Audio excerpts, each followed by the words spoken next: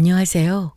늘 애청하는 곳에 사연을 쓰려니 떨리지만 제 인생 이야기를 함께 나누고 싶어 글을 써봅니다. 저는 대전에 사는 60대 여성입니다. 살면서 인생의 풍파 한 번 겪지 않는 사람은 없다지만 30년 가까이 혼자서 아들을 키운다는 건 녹록지 않았네요. 20대 때 소개로 만난 남편은 가정적이고 선한 사람이었어요. 결혼을 하고 몇 년간 아이가 생기지 않아 마음고생을 했지만 아들이 태어난 후로 모든 일이 잘 풀리는 것 같았습니다. 하지만 아들이 7살이 되던 해에 남편은 다른 지역으로 출장을 갔다가 교통사고로 저희 곁을 떠났어요. 그렇게 34살의 나이에 저는 혼자가 되었죠. 눈앞이 캄캄하다는 말을 여기에 쓰는 말인가 싶었습니다. 아직 아들은 어리고 남편 부모 없이 혈혈단신으로 제가 무엇을 할 수 있을까 겁이 났죠. 일자리를 소개받아도 중학교 졸업 학력으로 할 수 있는 일이 제한이 많았어요.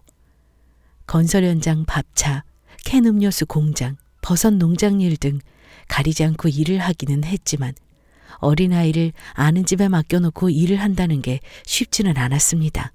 상식이 엄마, 애기를 계속 봐주면 좋겠지만 나도 이제 딸내미 집으로 들어가게 돼서 어쩌노. 어쩔 수 없죠. 상식이가 할머니 엄청 따랐는데 그게 걱정이네요. 감사합니다. 내가 안 그래도 새댁 혼자 애 키우는 게 마음이 짠해서 걱정이었어.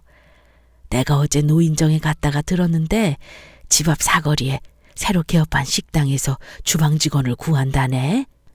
같은 집에 새들어 살던 할머니가 제가 일을 가면 아들을 대신 봐주시고는 했는데 몇 년을 같이 사시다가 이사를 가신다더군요. 그리고 집에서 5분 거리에 있는 분식집에서 주방 이모를 구한다고 알려주셨어요. 아들이 초등학교를 다니고 있던 터라 될 수 있으면 등하교 시간에 맞는 일을 찾고 있는 중이었습니다. 마침 김밥 전문점은 오전부터 오후까지 파트타임으로 사람을 구하고 있었어요. 준 종합병원 옆에 위치한 가게는 이른 아침부터 손님이 꽤 많은 곳이었습니다. 제가 주방보조 이력이 있고 손이 재빠른 걸 보신 여사장님은 바로 함께 일하자고 했어요. 사장님도 저와 5살 정도 차이가 날 뿐 젊으셔서 언니 동생 하면서 잘 지내게 됐죠. 개업한 가게에 합류해서 근 7, 8년을 함께 일하고 아들도 어느덧 고등학교 졸업을 앞두고 있었습니다. 공업고등학교를 다니면서 산업체 연수도 다니고 빨리 취업해서 엄마 고생 그만 시키고 싶다던 아들이었죠. 10년을 하루도 편히 모시고 살았지만 장성하는 아이를 보면서 보람을 느꼈어요. 그러던 어느 날 일을 마치고 돌아오니 검은 정장을 입은 남자들이 집 앞에 서 있었습니다. 홍상식 어머니 되시죠? 네, 그렇습니다만 홍상식이 지금 연락이 안 되는데 어머니는 어디 있는지 아시죠? 누구신데 우리 아이를 찾으세요. 지금 집에 없는데 산업체 연수 갔어요. 아드님이 사고를 쳐서 어머니가 수습을 하시던지 아들을 저희가 좀 데리고 가야 하는데 어떻게 하실래요? 네? 사고라니요. 무슨 말씀인지. 아드님이 저희 돈을 떼먹고 날라서요.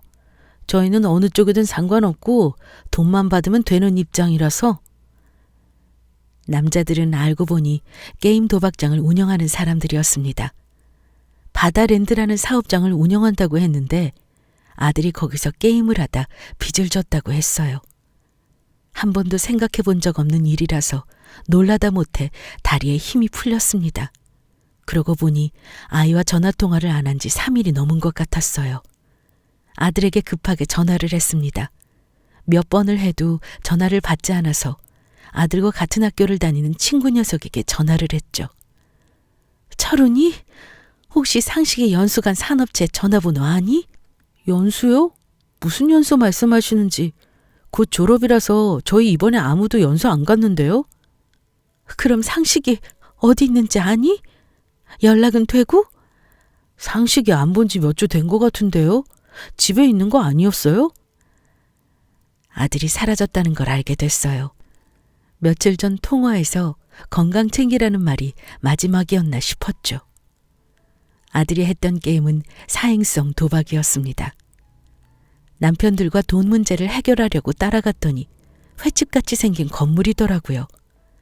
바다를 배경으로 한 성인 오락실이었어요. 문을 열고 들어가니 쾌쾌한 담배 연기와 함께 대학생으로 보이는 젊은 남자부터 나이든 아저씨까지 다양한 연령대의 사람들이 게임 기계 앞에 앉아 있었습니다. 예전에 본 적 있는 파친코 같은 느낌이 들더군요. 아드님 빚이 3천만 원 정도 됩니다.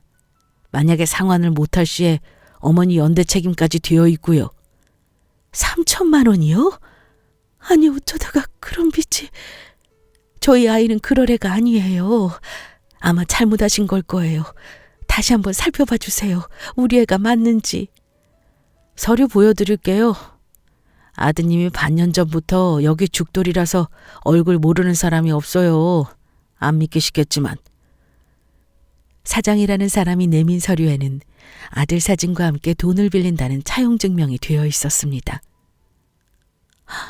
아직 어린애한테 이렇게 돈 빌려주고 도박하게 하는 건 불법 아니에요? 부모 동의도 없이 어떻게 이렇게 하실 수 있어요? 경찰에 신고하겠어요. 어머니, 아드님 민증 나온 지가 언젠데 어린애입니까? 불법이라고 신고하면요. 아드님 이제 막 20대 들어서는데 빨간 줄 그이고 싶어요? 돈 못 갚으면 몸에 빨간 줄 그일 수도 있고.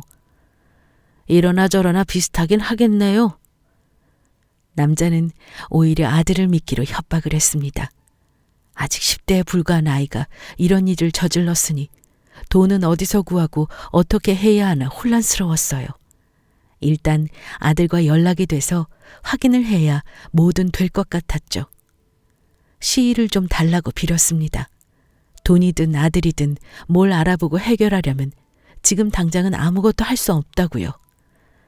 남자는 집도 알고 정보도 다 손바닥에 있으니 도망칠 생각은 안 하는 게 좋을 거라고 했습니다. 며칠을 수소문하고 다닌 끝에 친구 집에 숨어있는 아들을 찾아냈습니다. 아이고 상식아, 엄마 죽는 걸 보고 싶어? 왜 연락도 안 되고 그래? 미안해 엄마. 그 바드랜드인가 뭔가는 사실이야? 돈 빌리고 게임 도박한 거 맞냐고. 맞아. 또 어떻게 하다가 그런 일을 하게 된 거야? 3천만 원이라니 간도 크지. 처음엔 그냥 아는 형 따라서 게임하러 간 거야. 100원에 한 판이거든. 그런데 첫날 5천 원으로 100만 원을 따서 그 뒤로 며칠에 한 번씩 하다가 어떻게 3천만 원까지 빚을 진 거야? 그 돈을 어디서 갚아? 부자 되고 싶어서, 돈 걱정 안 하고 살고 싶어서.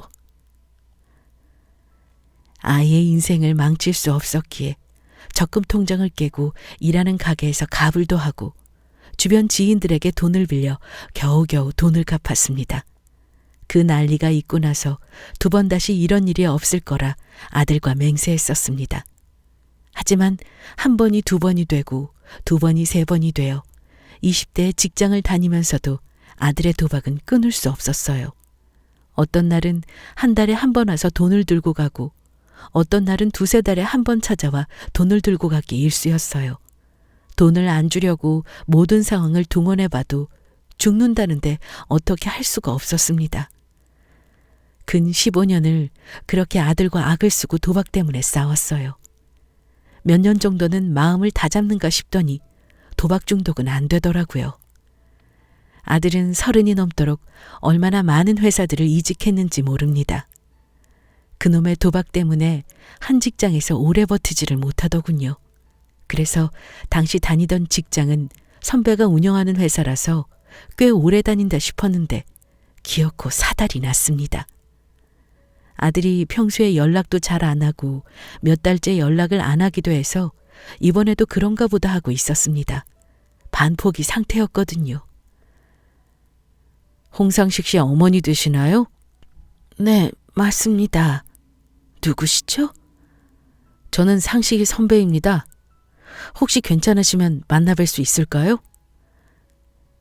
회사 대표라고 하는 선배를 만났습니다. 말하길 아들이 지난 3년간 일을 하면서 빚 때문에 월급이 압류된 상태였다고 하더군요.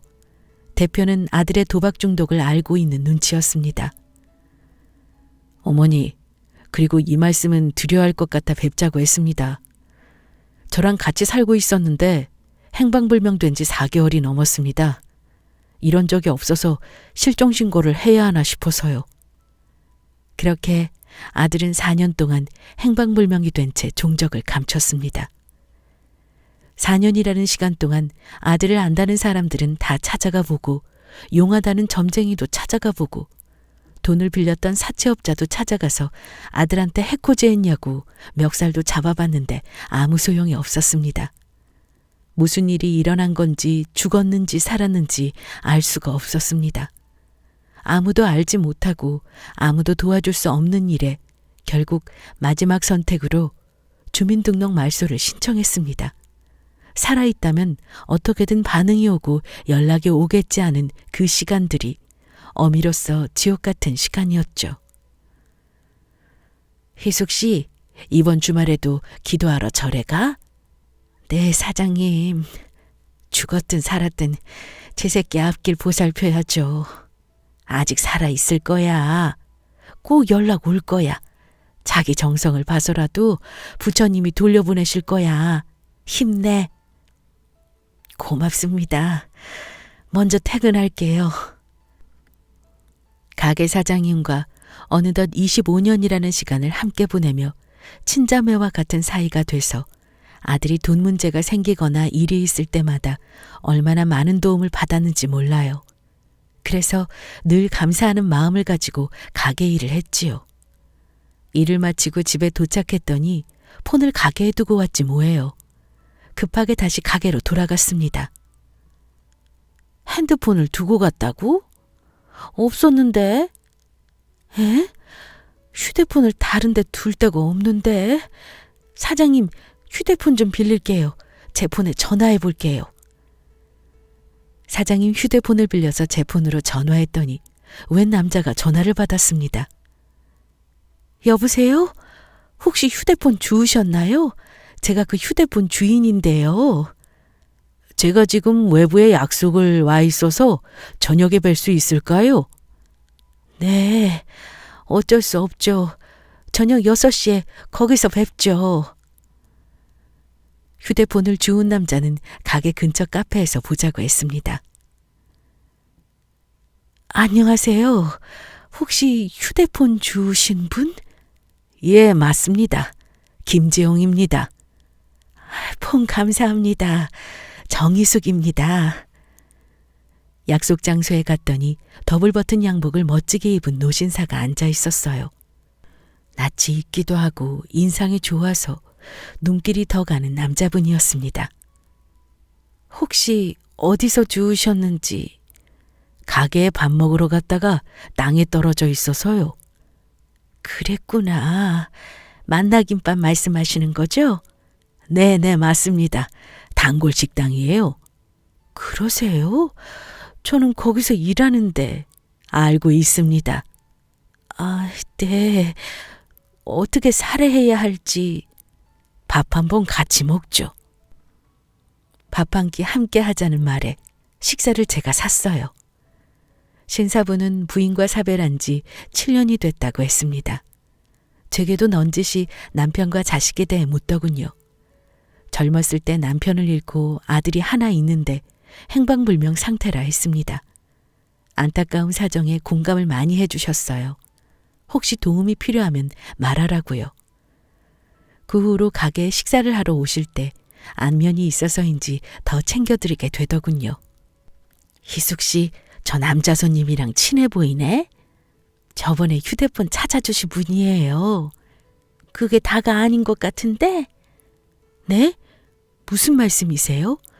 아무리 봐도 희숙 씨한테 마음 있는 것 같은데 자기는 모르겠어?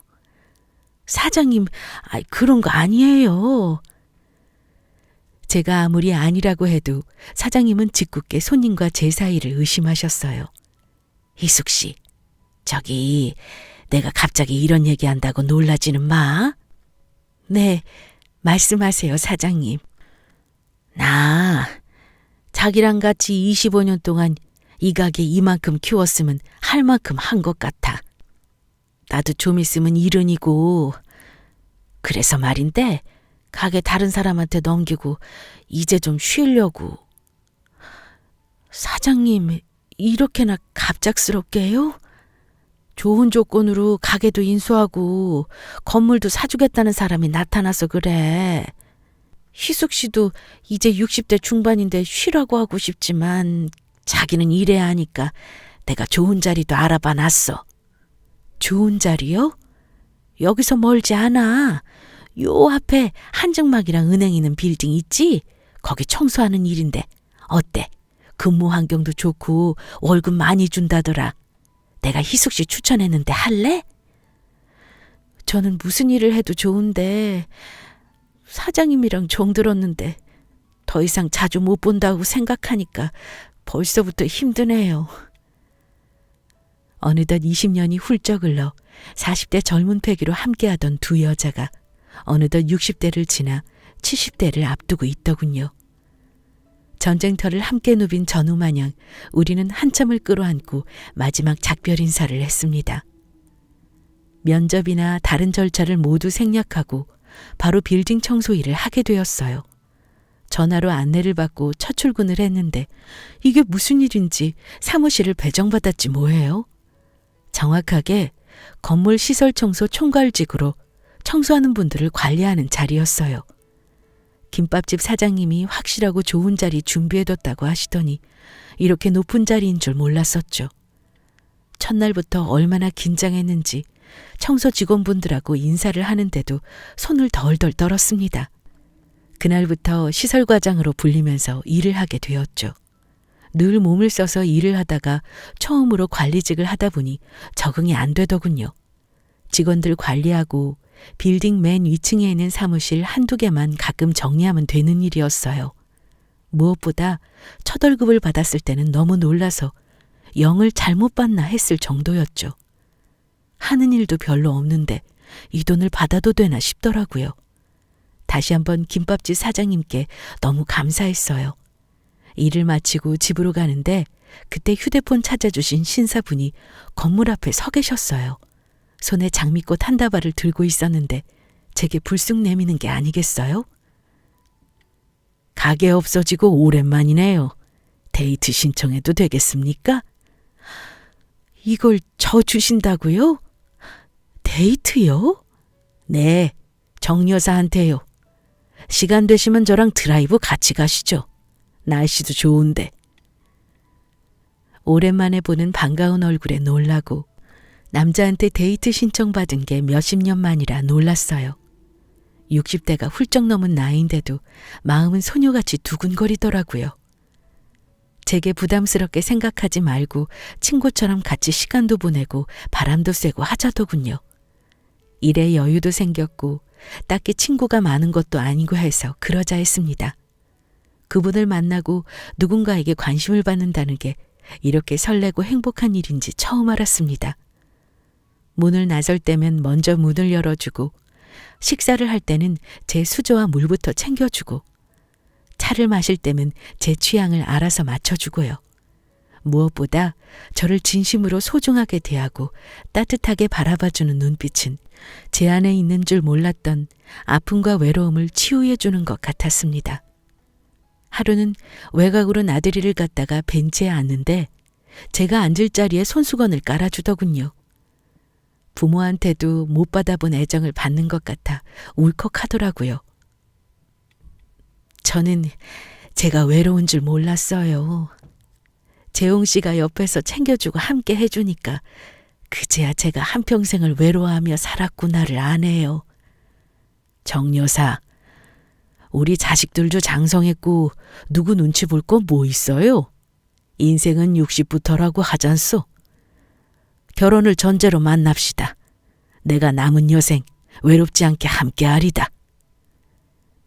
말보다 행동으로 이미 많은 애정을 표현한 사람이었기에 놀랍지는 않았지만 직진으로 고백을 하니 선뜻 그러자고 답을 할 수는 없었어요.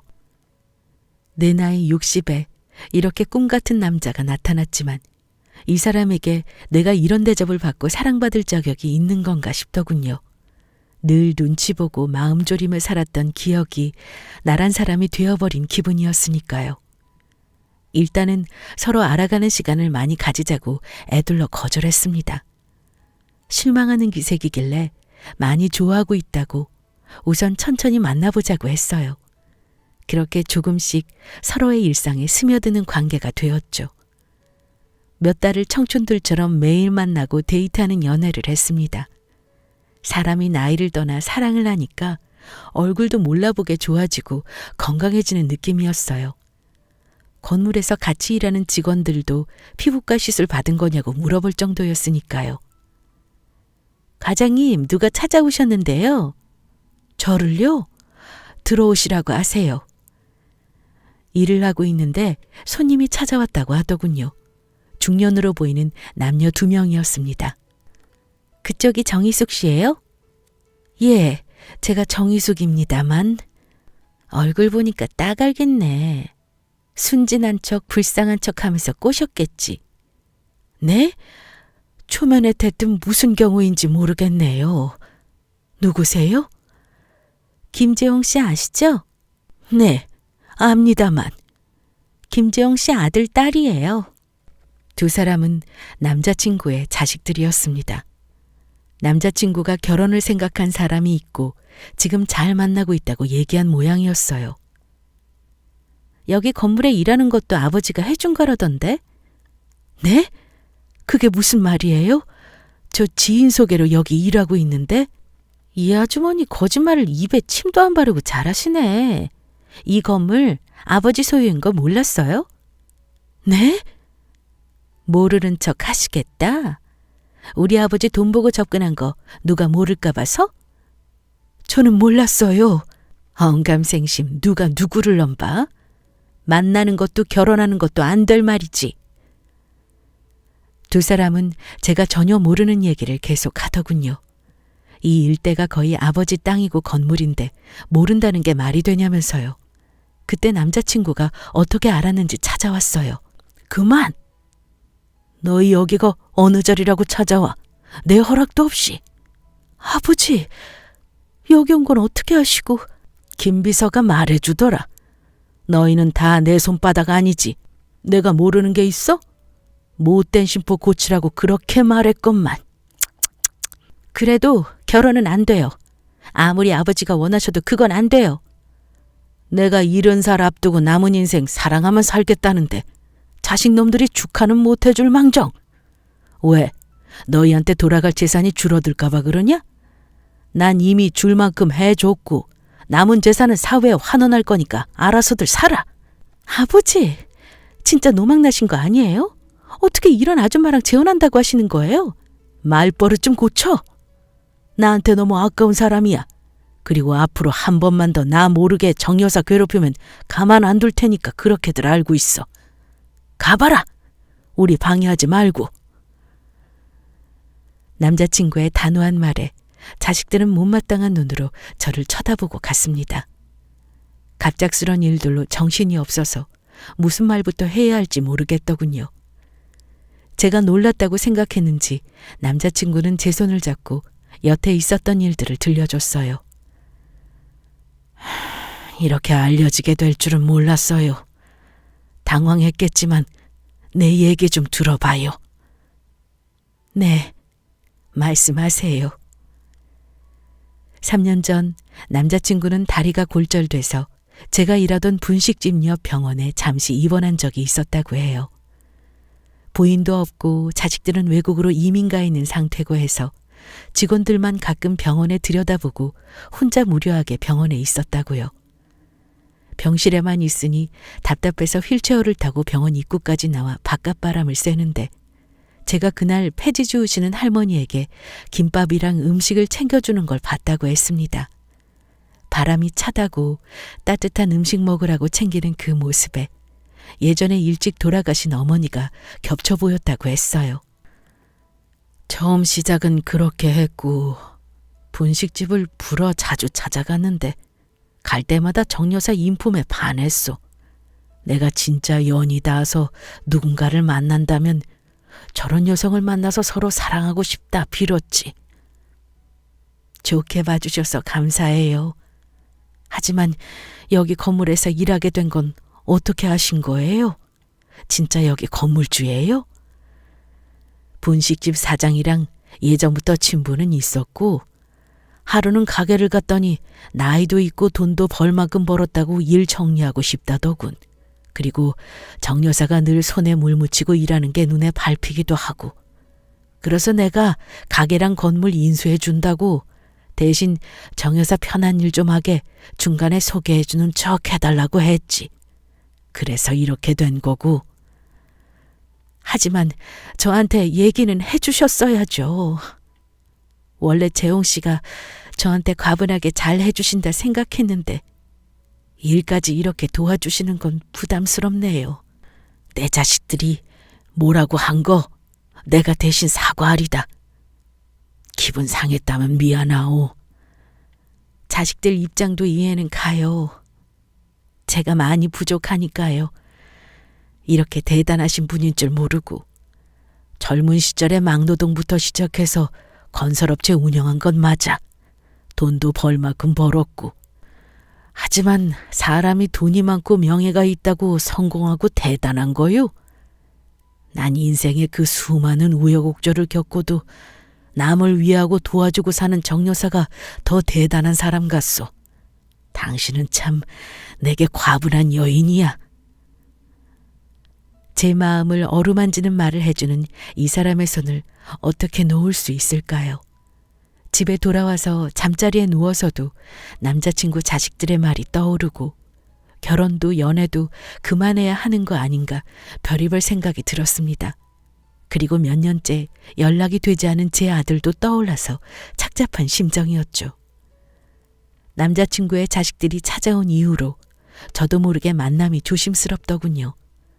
축하한다고 잘 됐으면 좋겠다고 응원해도 부담스러울 텐데 도리어 반대한다는 걸 알고 나서는 저도 모르게 만남을 자제하게 됐습니다. 그날도 일을 끝내고 집으로 돌아가서 잠이나 푹 자야겠다 생각하던 차였어요. 그런데 집안에 불이 환하게 켜져 있는 게 아니겠어요? 5년째 행방불명이었던 아들이 있었어요. 꿈인가 생신가 헛것을 봤나 한참을 보고만 서 있었죠. 엄마, 상식이니? 진짜 내 아들 상식이가 돌아온 거야? 어떤 문제든 사연이든 다 필요 없고 제 자식이 돌아왔다는 사실에 감격해서 다른 건 보이지 않았어요. 이 무정한 놈아, 너가 죽은 줄 알고 이 엄마가 얼마나 전화번호도 안 바꾸고 집도 이사 안 가고 네가 행여나 못 찾아올까 봐. 이놈아, 내가 얼마나 기도하고 또 기도하고. 5년 만에 품에 안은 아들은 수척해진 얼굴을 하고 있었습니다. 말하지 않아도 그 세월 동안 마음고생을 많이 한 얼굴이더군요. 다른 사람은 몰라도 어미인 저는 그 고생이 눈에 그리듯 보였습니다. 밥은 먹었니? 너 좋아하는 꽁치김치찌개 해줄까? 배가 많이 고프네. 오랜만에 엄마가 해주는 밥 먹고 싶어서 왔어. 그동안 어디 있었던 거야? 무슨 일이 있었어? 몸싸움이 좀 있었다가 다쳐서 한동안 친구 시골집에서 요양 좀 했어. 그냥 다 해결됐어. 더 이상 아무것도 묻지 않았습니다. 일단은 돌아왔으니 됐다는 생각뿐이었죠. 정 여사, 다시 한번 생각해봐요. 우리가 왜 헤어져? 자식들이 반대하건 말건 무슨 소용이요? 우리 둘이 좋다는데. 죄송해요, 김 사장님. 건물 일도 그만두겠다고 말해야 하는데 제가 일은 필요해서요. 대신 청소 도우미도 좋으니까 일은 계속하고 싶어요. 갑자기 왜 헤어지자고 하는 건데? 이유라도 명확히 들어봅시다. 사실은 아들이 돌아왔어요. 저희 애도 우리 관계 찬성할 것 같지는 않아서요. 아들도 돌아왔고 둘이서 예전처럼 열심히 살겠다고 약속했기에 남자친구와의 관계를 정리하는 게 맞다는 생각이 들었어요. 하지만 남자친구는 헤어지는 건 절대 안 된다고 해서 잠시 시간을 갖기로 했습니다. 아들은 집 근처 치킨집에서 배달 일을 시작했어요. 어깨가 골절됐던 게 완전히 낫지 않아서 다른 일은 못하고 간단한 알바라도 하겠다고 했죠. 그날 저녁 밥을 같이 먹는데 아들이 대뜸 남자친구 얘기를 꺼냈습니다. 엄마, 결혼할 사람 생겼다는 얘기 왜 안 했어? 너 어떻게 알았어? 그냥 만나는 사람 있었어. 지금 정리하는 중이야. 아들 말을 들어보니 일하는 치킨집으로 남자친구가 찾아간 모양이었습니다. 사나이 대 사나이로 얘기를 해봤는데 괜찮은 사람이라고요. 헤어질 거야? 그럼 언제까지 혼자 살 건데? 나한테 과분한 사람이야. 그래서 그래. 안 그래도 돈이 좀 있나 보더라. 치킨집 사장님도 알아보던데 이 근처 알짜배기 건물 다 갖고 있다고. 그래. 엄마 일하는 건물도 주인이셔. 나 가게 하나 내주시겠대. 뭐 하고 싶은지 생각해보라고 하셨어. 상식아, 그건 안 돼. 그런 신세를 칠 순 없어. 너 돈 보고 아저씨랑 결혼하라는 건 아니지? 엄마, 나 돈 때문에 이러는 거 아니야. 엄마랑 결혼하면 나한테 좋은 아빠 되고 싶다고 하시더라. 난 아빠 얼굴 이제 가물한데. 나한테 아빠가 생기면 얼마나 좋을까 늘 생각했어. 한 번도 들은 적 없던 아들의 속마음에 마음이 아팠습니다. 말은 하지 않았지만 아빠의 부재가 아들에게 얼마나 큰 자리였을지 알 것 같았죠. 저도 그랬으니까요. 아들이 중간에 다리를 이어주고 남자친구가 적극적으로 추진을 해서 우리는 결국 결혼을 했습니다. 남편의 자식들도 반대를 고수하더니 외국에 이민 가서 살면서 한국에 코빼기도 안 보이는 자식들 말 들을 이유 없다고 했더니 별말 못하더군요. 그리고 제가 재산 상속 받지 않겠다고도 했어요. 물론 남편은 말도 안 되는 소리라고 했지만요. 늦은 나이에 찾아온 사랑이 이루어진 것도 행복했지만 남편은 아들에게 좋은 아버지가 되려고 많은 노력을 쏟았습니다. 사업에 관심이 많은 아들을 위해 사람도 소개시켜주고 휴일이면 같이 교회로 운동도 데리고 다녔어요. 저에게 심적으로 현실적으로 의지가 되기도 했고요. 여보, 너무 고마워요. 특히 우리 상식이한테 너무 잘해줘서요. 내가 무슨 복인지 몰라. 무슨 소리야. 이제 내 사람들인데 잘해야지. 당신도 내 아들도. 결혼을 하고 저는 일을 그만뒀어요. 젊었을 때부터 닥치는 대로 주방 일을 했더니 손목도 손가락도 관절염이 심해져 일상생활에서는 찬물에 손도 못 담글 지경에 이르렀거든요. 그걸 보더니 남편은 기함하며 설거지도 못하게 했어요. 주말이면 공기 좋은 곳으로 등산도 가고 낚시도 하고 결혼 후 저의 일상은 몰라보게 여유로워졌죠. 아들도 남편의 지원 덕분에 평소에 관심 있던 컴퓨터 소프트웨어 개발 사업을 시작했습니다. 20대부터 그 분야에서 일을 하더니 본격적으로 사업을 하고 싶어 하더군요. 뜻이 맞는 친구들과 함께 건실하게 일을 시작하는 듯 했어요. 제가 태어나서 한 번도 해외여행을 가본 적 없다고 하자 남편은 신혼여행 겸 크루즈 여행을 떠나자고 했어요. 동남아를 거쳐 그리스를 다녀오는 항로였는데 한 달여간을 꿈을 꾸는 것처럼 여행을 다녀왔습니다. 저도 남편도 늦은 나이에 잘 맞는 인연을 만나서인지 결혼 생활이 더 애틋하고 서로 배려하게 되더라고요. 제 생애 처음으로 걱정 없이 맘 편히 지낸 시간들이었어요. 정희숙 씨 되시나요? 홍상식 씨 어머님요. 네. 그런데 무슨 일이시죠? 여기 대전 서부 경찰서입니다. 네? 경찰서요? 홍상식 씨가 불법 도박 혐의 및 폭행치상죄로 고소되셔서요. 네? 우리 아들이 폭행 고소요? 아들은 다시 돌아와서 1년 동안 성실하게 삶을 꾸려나가는 것으로 보였는데 아니었나 봅니다.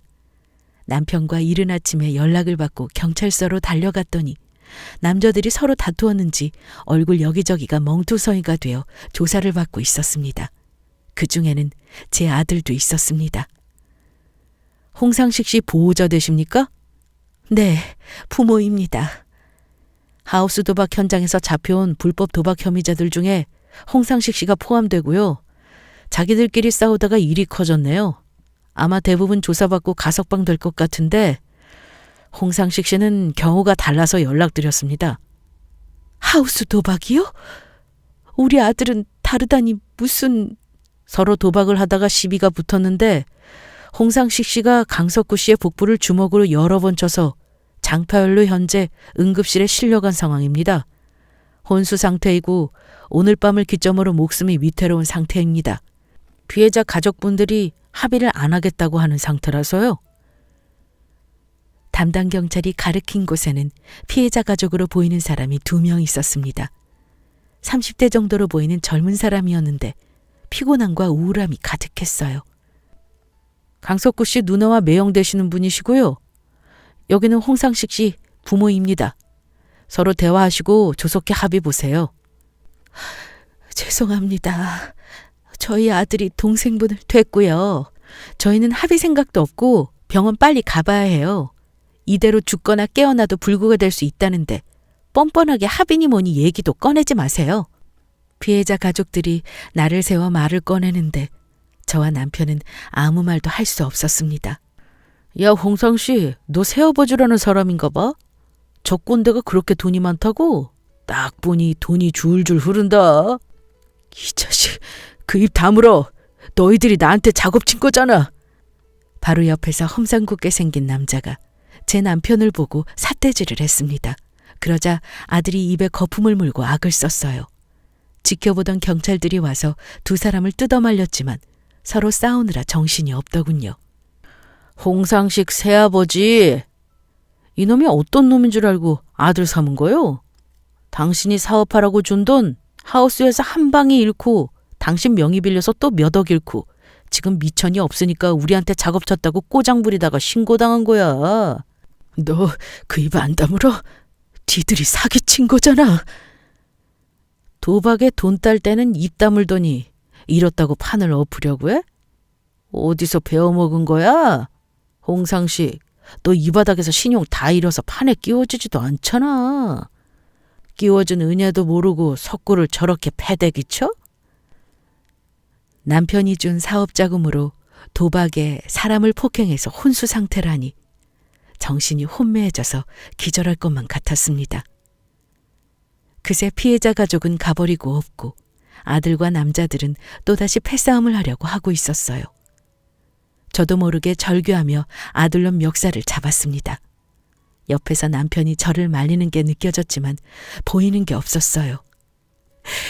홍상식, 이놈아. 엄마, 내 잘못이 아니라 이놈들이 나한테 작업친 거라니까? 내 잘못이 아니야. 네가 아직도 정신을 못 차렸지? 네가 선택한 건데 네 잘못이 아니라니. 남 탓을 왜 해? 그 돈이 어떤 돈인데 너 믿고 해준 사업자금을 왜 도박으로 날려? 그러게 처음부터 사업자금을 좀 넉넉하게 줬으면 내가 도박 안 했지. 돈도 많다면서 1억이 말이 돼?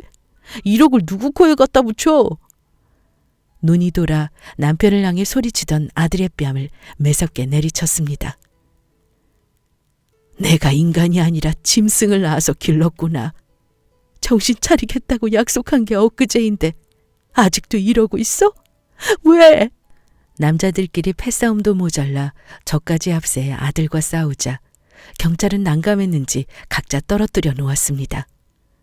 저는 아들의 폐악질에 질려 일단 경찰서를 나왔어요. 아들에게 폭행을 당해 생사가 위험하다는 피해자 병원에도 가봐야 했고요. 정 여사, 여보. 당신 보기가 너무 민망하고 부끄럽고 미안해요. 저도 모르게 눈물이 줄줄 흘렀어요. 남편에게 처음으로 아들 녀석 도박 이야기를 했습니다. 19살에 처음 도박을 한 게 밝혀지고 도망자 신세처럼 살아간 얘기와 20년이 지나 경찰서에 폭행죄로 끌려온 지금까지의 자초지정을요. 남편은 아무 말 없이 저를 꼭 안아주더군요. 우선 하나씩 일을 해결하자고 했습니다. 피해자 부모들과 형제들은 저희 부부의 호소에도 꿈쩍하지 않았습니다. 중환자실 앞에서 나를 꼬박 세우고 기다렸더니 다행히 피해자는 수술을 무사히 마치고 목숨에 지장은 없다고 했어요. 남편과 저는 피해자 가족들 앞에서 죄인처럼 고개를 들 수 없었습니다. 같은 부모로서 저라도 용서할 수 없는 일들이었으니까요. 합의를 설득하려 병원을 드나든다고 이틀 만에 아들이 구금된 경찰서로 갔어요. 이대로 구속영장이 발부되면 며칠 안으로 구치소로 넘어가게 되는 거였죠. 남편이 같이 오겠다는 걸 제가 혼자 가겠다고 했습니다. 돈도 필요 없고 합의는 없다 하니 우리도 마음의 준비를 해야 하는 건가 싶었어요. 마지막으로 아들과 단둘이 얘기하고 싶기도 했고요. 지난 20년간 저는 아들을 계속 기다려주고 믿으려 애썼습니다. 경찰서에 끌려가서 불법 도박단 무리에 섞여 패싸움을 하고 있는 아들을 보니 부모로서 내 믿음과 교육이 잘못되었다는 걸 알게 되었어요. 돈을 더 내놓으라 소리치던 모습과 목숨이 위태로울 정도인 피해자가 병원에 실려갔다는데도 오히려 적반하장으로 나오던 모습까지 제가 다 알고 있다고 생각한 아들이 아니었습니다. 상씨가 엄마, 나 여기서 좀 꺼내줘. 너무 불편해. 피해자는 다행히 수술이 잘 된 편이래. 하지만 그쪽에서 합의는 안 한다고 하더라. 고소 취할 생각이 없대. 그게 무슨 소리야? 아저씨한테 말해서 돈 좀 주라고 하면 안 돼? 유능한 변호사도 고용하고. 피해자 가족들이 돈도 안 받겠다고 하더라. 세상에 돈 안 좋아하는 사람들이 어디 있어. 아저씨 돈 쓰는 거 싫어서 나한테 거짓말하는 거지. 상씨가 너가 이번에 도박 빚으로 빌린 돈이 3억이 넘더라. 엄마가 변제해 줄 수 있는 능력을 너무 넘어서서 그건 너가 해결해야 할 것 같아. 엄마, 그게 무슨 소리야. 아저씨한테 말하면. 아저씨 말끝마다 그 사람 얘기를 왜 해? 나랑 결혼한 게 그 사람에게 무슨 죄니? 너가 결혼하라고 적극적으로 밀어줄 때도 의심하기는 했다만 그 사람이 물주니?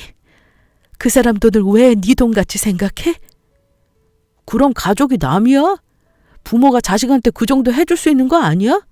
상씨가 부모가 자식에게 해주는 거 당연한 거 아니야. 안 할 수도 있어.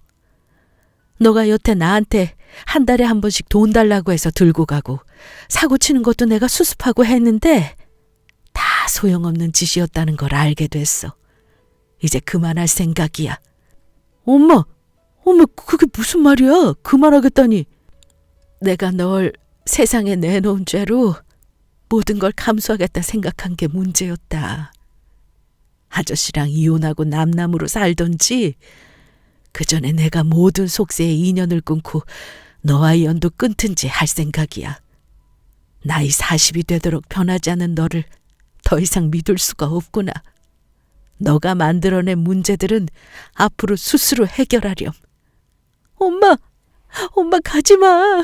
이렇게 가면 나 죽어. 이번 한 번만 도와줘. 제발. 이렇게 빌게. 제발. 무릎 꿇고 비는 아들을 뒤로 한 채 면회를 마쳤습니다. 어쩌면 진작에 아들을 위해 단호하게 결정을 했어야 했나 후회가 되었어요. 정 여사, 아무리 그래도 자식을 어떻게 감옥에 보낼 수 있어? 합의금 넉넉하게 해서 설득하고 우리 이번에는 도와줍시다.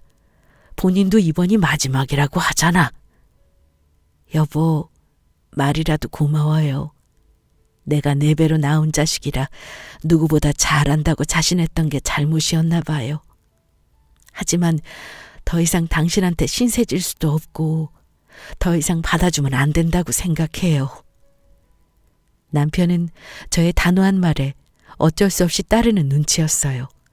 그래도 마음이 쓰였는지 아들 앞으로 된 빚을 저 몰래 갚아줬더군요. 남편에게 피해만 주는 것 같아서 이혼도 생각해봤지만 제가 같이 살면서 그 고마움을 갚는 쪽으로 마음 먹었습니다. 아들은 불법 도박 혐의 및 폭행치사죄로 징역 3년을 선고받았습니다. 이제 곧 교도소에 수감된 지 1년이 되어가네요. 요즘 매일 새벽 기도를 드리러 다닙니다. 2년 후 출소를 하면 제발 아이가 정신을 차리길, 몸과 마음이 건강하게 복역하길. 저의 넋두리 같은 이야기를 들어주셔서 감사하고 여러분의 가정에 평안이 깃들길 기원합니다.